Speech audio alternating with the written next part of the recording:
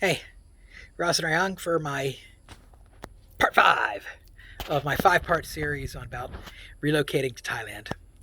Last one I'm doing from the patio where I can sit here and watch the sun let it bake on me. This video is going to be on what I've learned from doing the relocation. What would I do again? What would I do differently? What would I have wish I'd known prior to doing any of this stuff? So, the number one thing I learned from it is patience. You've got to have patience and the ability to just let go of things.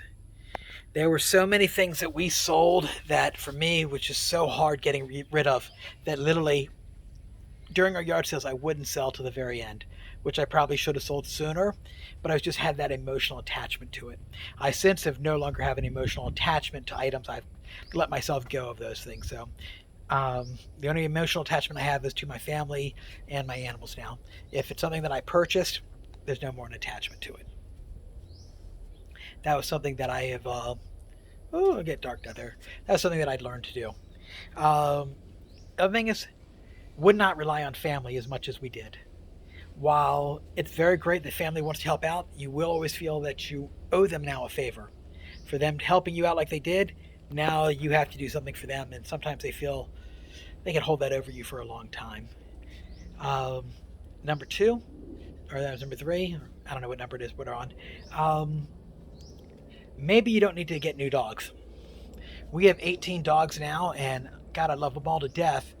But they have been both a joy and a curse when you have that many dogs. They've chewed through so many pairs of shoes during the puppy stage, destroyed things, dug plenty of holes in the yard, made a mess of things. But they are so great. I don't know if we needed 18 of them, but they're there. Um, if you're going to put in a sprinkler system, plan it first. Don't just do it on a whim.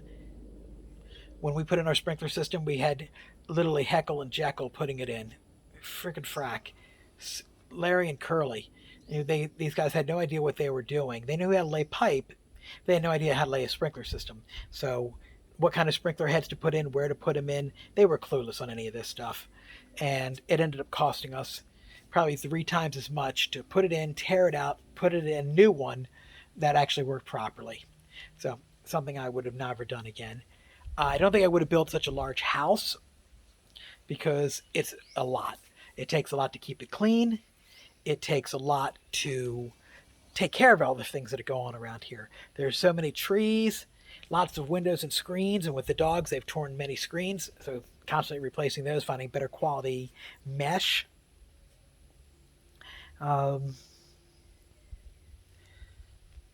I still would keep the same car. We love that car. It's a Mitsubishi. It's not the greatest car, but I tell you, the gas mileage on that car is phenomenal.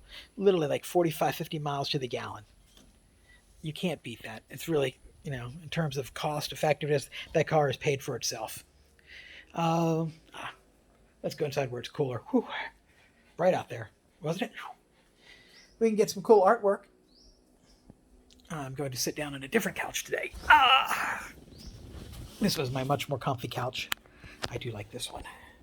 This one we recently purchased in the last 2 years. Originally, I bought it for the resort, but I liked it so much. When we pulled the couches out of the resort, I told my wife, I want to bring this back home. And we have 2 of them, one in the bedroom and one in the living room. And boy, they're just so comfortable. Lots of padding and lots of pillows that came with it. Super duper comfort. And it is pet resistant, which is the best ever. So anytime a dog bops up here, I don't have to worry about it. You can just go like, and the fur pops right off of it. And it's waterproof. So you know what that means. No smell of urine. Um, don't try to acquire everything all at one time. I went to the hardware store and probably spent about $3,000 worth in tools in one day, thinking I had to get all my tools back because I love tools. So I had a whole bunch of tools sit in the shed, and they're still sitting there. I have got a chance to use half of them, but I have them. So if I ever want to change the oil on my car, I have an oil filter wrench. If I wanted to change the shocks, I have that special long wrench.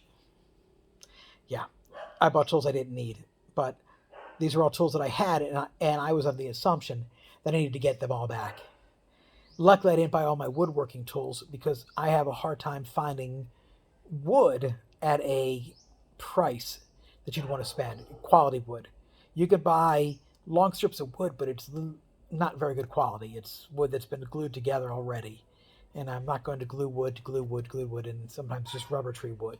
Rubber tree wood, which is low quality wood, it's used in construction like in America they use pine, to give you an idea on its crappy quality. But it doesn't have any knots in it. Wi-Fi just decided to join me. Hi, Wi-Fi. Don't try to do more than you're used to in the first year. As you move here, you will, I use the expression defrost.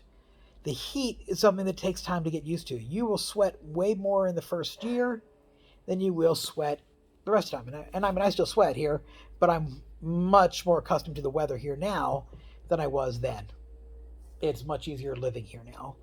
Um, Having a sense of patience, because if you don't read or speak the language here, frustration can be overwhelming, extremely overwhelming.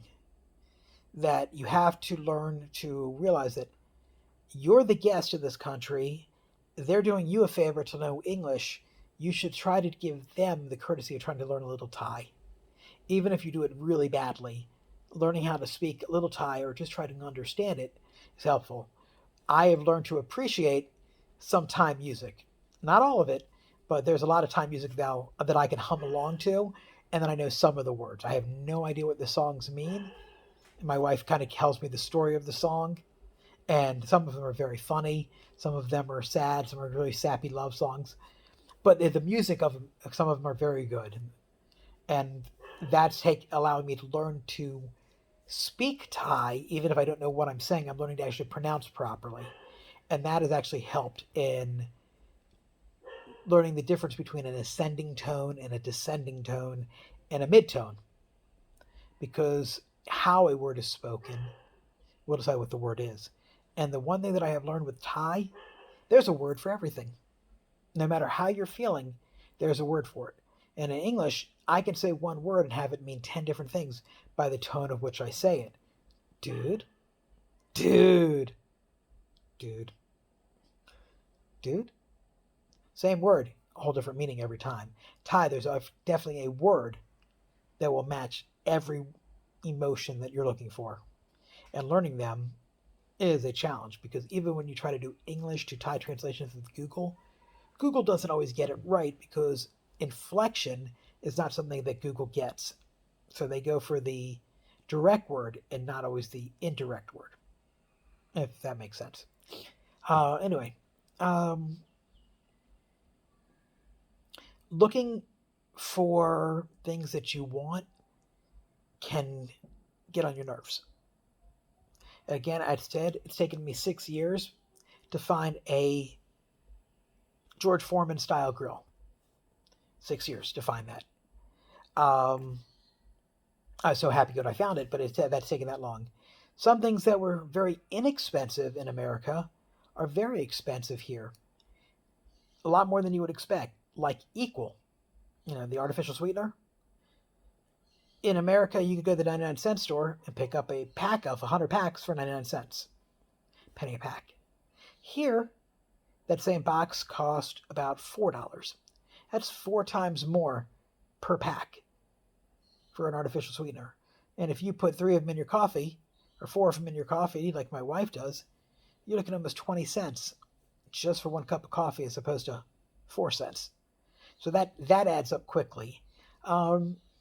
Other things that are inexpensive that you don't even think about. Going out to eat. We do that much regularly now because you can go out, the two of you, for less than $10. That's great. We love that. But moving here, it's definitely something to think about. If I had to do it over again, I'd have done it sooner. Definitely. It was not a question of would I do it over again? No, I'd do it in a heartbeat. In 2002, the first time I ever came to this country, I told my family then I'm moving here. I don't know how, I don't know when, but there's no way I'm going to stay in America after being here. I fell in love with this country right away, and it didn't take much to do it. The weather, the people, the food, the weather, the food. Did I say the food? Because the food definitely made it easier to move here, and the weather. Was living in Colorado before coming to Thailand the first time, and I came out here in January of 2002, the very first time. I'm thinking, yeah, January of 2002, 18 years ago, and it was freezing in Colorado. However, here, when I got here, I had to buy new clothes because even my jeans that I brought with me were too thick. I was sweating like crazy in them. So when my family came out to visit me in February, because they wanted to see what time was all about after me talking so much about it, and flights were still cheap from 9/11, I had them take all that stuff back to America with them so I could travel lighter because I was just down to wearing shorts and t-shirts. You can pack a lot more shorts and t-shirts than you can pack long pants and shirts and tank tops and t-shirts. So that was a nice thing. And so traveling around town became a very light thing for me. Anyway, this is the last of my 5-part series of relocating to Thailand. It's been a blessing for me. It's been a life-changing, life-altering experience. I've been able to do things here that I never could do in America.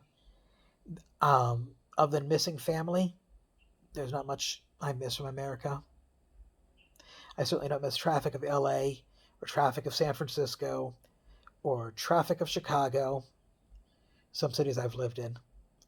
And literally, this house, I've lived in this house now for 5 years. It's the longest I've ever stayed in one place as in my adult life, which is saying a lot because I'm never one to stay in one place for very long, which is funny because my wife is the same way. Both of us have never been in any one home for more than 4 years. So being that we're 5 years in this house is pretty amazing. Anyway, I've rambled on too long. I hope you enjoyed this video. If you didn't, well, give it a thumbs down. If you like it, give it a thumbs up. If you have questions, leave them in the comments. I answer them. Anyway, it's Ross Rayong. Check out.